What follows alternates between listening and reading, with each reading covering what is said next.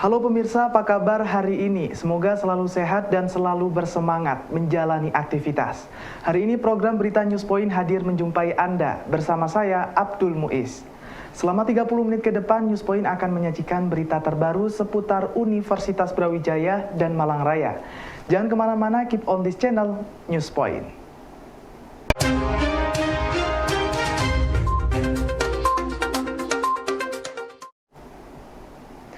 Kepala Staf TNI Angkatan Darat Jenderal TNI Dudung Abdurrahman berkunjung ke Makoramil 0818-07 Pakisaci untuk memeriksa Yayasan Disabilitas Kartika Mutiara.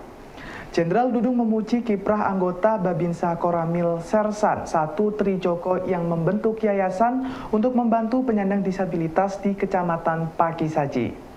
Kasat menyebut anggota Babinsa tersebut sudah mengimplementasikan perintah harian Kasat agar setiap prajurit peka terhadap kesulitan rakyat dan bergerak bersama rakyat untuk mengatasi kesulitan tersebut. Kepala Staf TNI Angkatan Darat Jenderal Dudung Abdurrahman berkunjung ke markas Koramil 081807 Pakis Aji untuk melihat kiprah anggota Babinsa Koramil yang membantu penyandang disabilitas di Kecamatan Pakis Aji melalui Yayasan Disabilitas Kartika Mutiara Pakis Aji.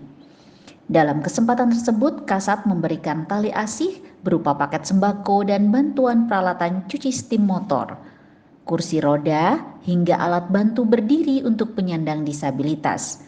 Jenderal Dudung mengapresiasi kiprah Sertu Trijoko yang membantu penyandang disabilitas melalui kegiatan sekolah gratis, pelatihan wirausaha, hingga pelayanan kesehatan. Kasat mengucapkan terima kasih kepada Forkopimda dan pengusaha yang ikut membantu kerja Babinsa Koramil Pakis Aji dalam membantu penyandang disabilitas. Di sini rupanya ada yang luar biasa. Yang luar biasa artinya saya bangga ada seorang Babinsa yang namanya Sertu Trijoko. Jadi dia mengimplementasikan perintah harian Kasat yang mana setiap prajurit harus mengerti kesulitan-kesulitan rakyat, harus mampu mengatasi kesulitan-kesulitan rakyat apapun kesulitannya dan harus menjadi solusi.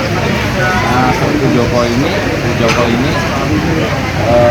membuat yayasan ya, Kartika Mutiara. Jadi yayasan ini menghimpun para disabilitas, anak-anak maupun yang sudah dewasa, kemudian diberikan keterampilan yang produktif sehingga menghasilkan produk-produk yang dibutuhkan oleh masyarakat, termasuk melakukan satu kegiatan-kegiatan baik kegiatan hiburan, fisik untuk mereka tidak ada pertanyaan ya? Cukup waktunya cukup. Pada kesempatan ini saya mengucapkan terima kasih terutama kepada Pak Bupati dan Muspida di wilayah sini, Kapolres, Kajari dan pengadilan yang semuanya juga membantu, termasuk para pengusaha di sini, kemudiannya masyarakat kabupaten Malang. Cukup ya rekan-rekan ya. Resah melihat kondisi penyandang disabilitas di wilayah tugasnya yang berada di bawah garis kemiskinan dan tertutup, membuat anggota Babinsa Koramil 07 Pakisaci Sertu Trijoko tergerak untuk membantu mereka. Melalui diskusi bersama Komandan Koramil dan Komandan Kodim 0818 Malang Batu, akhirnya Sertu Trijoko merintis Yayasan Kartika Mutiara pada tahun 2018 guna membantu mereka. Melalui yayasan ini, Sertu Trijoko bergerak dari rumah ke rumah mengajak penyandang disabilitas mengikuti sekolah di markas Koramil Pakisaci. Dari semula berjumlah 9 anak, saat ini penyandang disabilitas yang mengikuti sekolah mencapai 76 dengan dibantu relawan dari berbagai kampus dan warga. Sersan 1 Trijoko, anggota Bintara Pembina Desa yang bertugas di Koramil 07 Pakis Aji, Kabupaten Malang, merasa gelisah melihat adanya penyandang disabilitas di wilayahnya yang dalam kondisi miskin dengan kondisi sosial tertutup. Mereka tidak mendapatkan layanan pendidikan dan kesehatan yang memadai. Hal tersebut kemudian dilaporkan kepada Komandan Koramil dan Kodim dengan inisiasi melakukan gerakan untuk membantu penyandang disabilitas dalam bidang pendidikan dan lainnya. Dengan membentuk Yayasan Kartika Mutiara sejak Januari 2018, Sertu Trijoko bergerak bersama masyarakat lainnya untuk mengajak dan meyakinkan penyandang disabilitas mengikuti sekolah gratis di Koramil Pakis Aji. Bermula dari 9 peserta, lambat laun usaha Babinsa tersebut mendapat respon dari penyandang disabilitas lain hingga berjumlah 76 peserta mengikuti sekolah gratis. Dukungan dari berbagai pihak pun mengalir, baik berupa relawan pengajar dari mahasiswa dan warga untuk membantu berjalannya sekolah gratis tersebut. Hal ini mendapat apresiasi dari Kepala Staf Angkatan Darat, Jenderal Dudung Abdurrahman beserta ibu yang berkunjung dan memberikan bantuan peralatan bagi yayasan tersebut.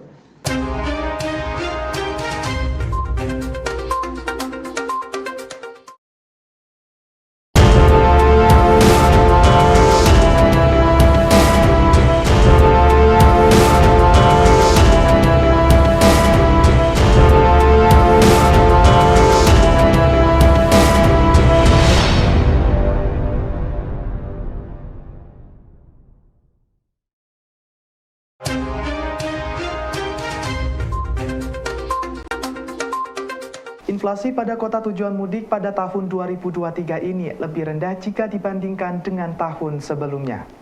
Kepala Badan Pusat Statistik Margo Yuwono menjelaskan pihaknya sudah mendata kota tujuan mudik dan memantau tingkat inflasinya. Secara umum, kota tujuan mudik berada di Jawa Barat, Jawa Tengah, Yogyakarta, Jawa Timur, dan sebagian Sumatera. Komoditas penyumbang inflasi pada kota tujuan mudik sebagian besar disumbang oleh kenaikan harga makanan pokok dan transportasi. Besarnya jumlah pemudik pada masa Idul Fitri 2023 menyebabkan kenaikan permintaan barang dan jasa pada kota-kota tujuan mudik. Hal ini yang menjadi atensi pemerintah dan Badan Pusat Statistik untuk memantau tingkat inflasi pada kota-kota tujuan mudik. Namun, berdasarkan data yang dirilis oleh BPS pada tahun 2023 ini, inflasi pada kota-kota tujuan mudik mengalami penurunan jika dibandingkan dengan inflasi pada Idul Fitri tahun 2022. BPS memotret beberapa kota yang menjadi tujuan mudik di Sumatera, Jawa Barat, Jawa Tengah, Yogyakarta, dan Jawa Timur. Kota Purwokerto pada Idul Fitri tahun 2022 mengalami inflasi 0,67%, sedangkan pada tahun 2023 turun sebesar 0,27%. Kota Semarang inflasi pada Idul Fitri 2022 sebesar 0,53%, sedangkan pada tahun 2023 sebesar 0,27%. Tahun ini itu terbesar itu ada di Provinsi Jawa Barat, kemudian Jawa Tengah, DIY, Yogyakarta, ya, Jawa Timur, dan sebagian di wilayah Pulau Sumatera. Ya. Secara umum, Bapak Ibu sekalian, bisa dilihat di grafik yang disajikan bahwa selama periode Lebaran 2023, kota-kota destinasi mudik ya itu mengalami inflasi lebih rendah dibandingkan periode Lebaran tahun lalu. Ya. Jadi khususnya di Pulau Jawa, ya, tanda panah yang ke bawah merah itu menunjukkan bahwa inflasi di tujuan mudik di tahun 2023 itu lebih rendah dibanding tahun sebelumnya. Ya. Sebut saja misalkan Semarang gitu ya. Semarang ini inflasi di Semarang karena Semarang juga merupakan tujuan mudik terjadi inflasi sebesar 0,27 di tahun 2023 ini. Dan Lebaran tahun lalu inflasinya sebesar 0,5%. Demikian juga di Harga gabah di tingkat petani mengalami kenaikan sebesar 2,40% dibanding dengan bulan sebelumnya. Menurut Kepala BPS Margo Yuwono, harga gabah di tingkat petani pada bulan April mencapai Rp5.401. Selain di tingkat petani, harga gabah di tingkat penggilingan juga mengalami penurunan jika dibandingkan dengan bulan sebelumnya. Penurunan pada tingkat penggilingan, grosir, dan eceran disebabkan adanya pasokan beras yang memadai pada bulan Ramadan dan Idul Fitri, sehingga harga beras dapat dikendalikan. Harga gabah pada tingkat petani bulan April mengalami kenaikan, namun pada tingkat penggilingan, grosir, dan eceran mengalami penurunan. Penurunan ini salah satunya disebabkan karena pasokan yang memadai dari panen raya dan juga intervensi pasokan dari pemerintah untuk memenuhi kebutuhan bulan Ramadan dan Idul Fitri. Secara umum, pada bulan April yang berbarengan dengan Idul Fitri, harga bahan pokok dapat dikendalikan sehingga tidak menjadi penyumbang inflasi yang besar pada bulan April. Pola ini akan dikembangkan pada tahun mendatang agar angka inflasi yang bersamaan dengan hari besar keagamaan dapat tetap terkendali. ya, dan beras di penggilingan dan di grosir serta di tingkat eceran. Ya. Yang pertama, untuk harga gabah di tingkat petani pada bulan April 2023 untuk gabah kering panen ya meningkat sebesar 2,40% bila dibandingkan dengan bulan sebelumnya. Ya, kalau dibandingkan dengan bulan yang sama tahun lalu atau secara year on year, ya untuk gabah kering panen di tingkat petani itu terjadi kenaikan 23,62%. Ya. Sedangkan untuk gabah kering giling di bulan April ini secara mantuman juga meningkat sebesar 0,90%. Inflasi selama Idul Fitri di Kota Malang turun jika dibandingkan dengan tahun lalu pada bulan Idul Fitri. Kepala BPS Margo Yuwono menjelaskan inflasi pada bulan April 2023 di Kota Malang mencapai 0,24%, turun dari tahun lalu 0,51%. Inflasi pada bulan April di Kota Malang sumbang oleh kenaikan harga tarif angkutan udara, daging ayam, beras, emas, perhiasan, dan biaya keamanan. Kota Malang merupakan salah satu kota tujuan mudik yang dipantau oleh BPS untuk melihat dampak arus mudik terhadap inflasi. Kota Malang merupakan salah satu kota tujuan mudik yang berada di Jawa Timur. Kota tujuan mudik menjadi titik pantauan dari Badan Pusat Statistik untuk melihat dampaknya terhadap kenaikan inflasi. Berdasarkan data BPS pada bulan April, angka inflasi di Kota Malang turun menjadi 0,24% dibandingkan dengan tahun sebelumnya yang mencapai 0,51%. Angka inflasi di Kota Malang terjadi pada kenaikan tarif angkutan udara, harga daging ayam ras, perhiasan, beras, dan biaya keamanan. Badan Pusat Statistik juga mencatat angka inflasi di Surabaya turun menjadi 0,34 dari semula 0,49 selama musim Idul Fitri. Malang juga merupakan tujuan kota mudik ya. Tahun lalu inflasi di Kota Malang 0,51, sekarang 0,24 ya, lebih rendah dibanding tahun lalu ya. Jadi Bapak Ibu sekalian, saya ingin mengatakan bahwa tadi secara nasional bahwa inflasi di periode Lebaran Ramadan dan Lebaran ini lebih rendah dibanding tahun lalu, dan juga kalau lihat sebarannya kepada kota-kota yang menjadi destinasi pemudik, inflasinya di tahun ini juga lebih rendah dibanding tahun lalu ya. Jadi ini menggambarkan bahwa antisipasi pemerintah ya baik secara nasional maupun kepada wilayah-wilayah tertentu sangat baik kalau dibandingkan dengan tahun lalu ya, tercermin dari inflasi yang lebih rendah dari tahun sebelumnya. Kemudian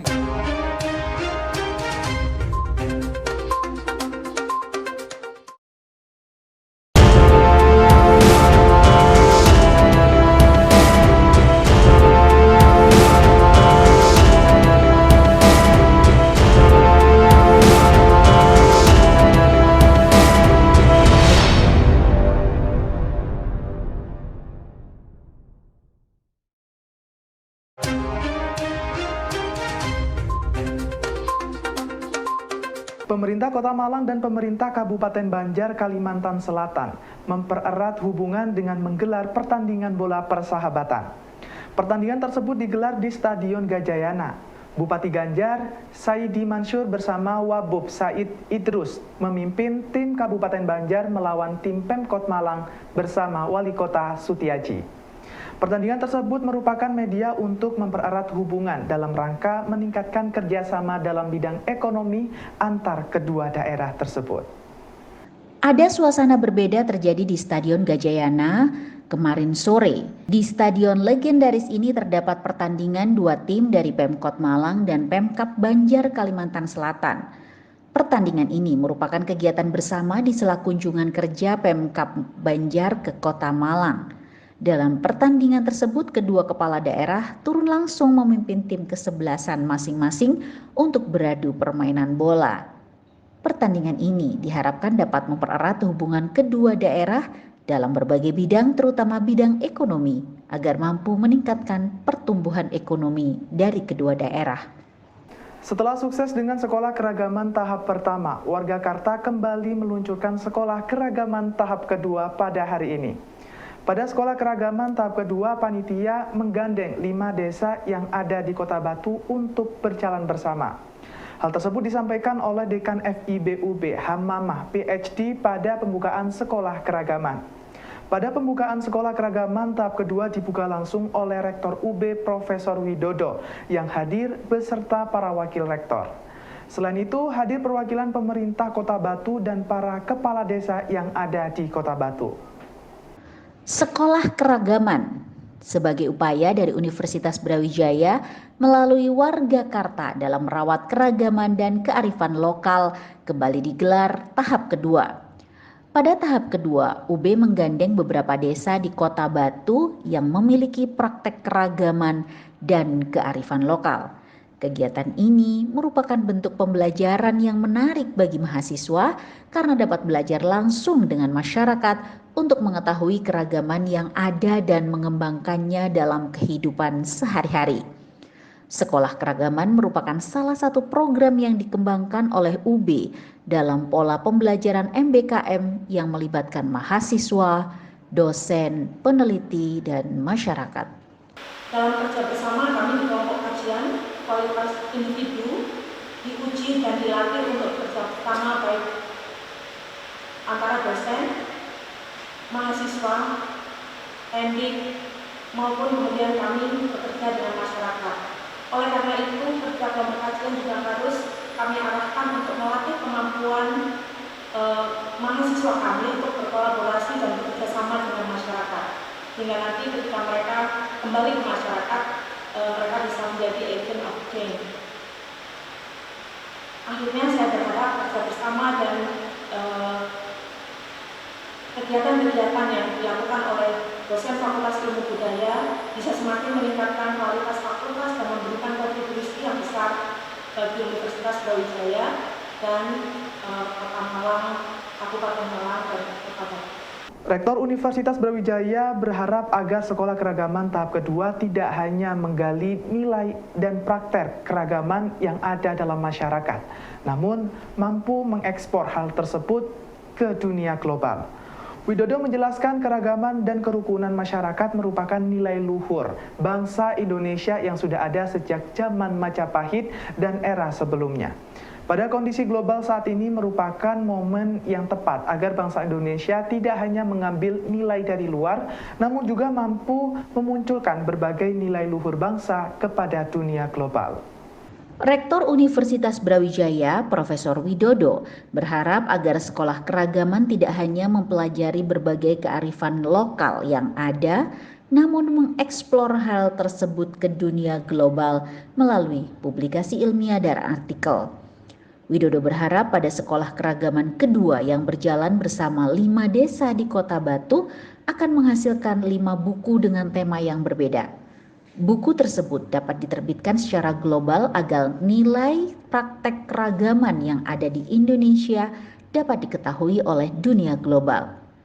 Selain itu, Widodo juga berharap agar sekolah keragaman kedua ini menjadi media bagi mahasiswa untuk belajar dalam pola MBKM secara langsung kepada masyarakat.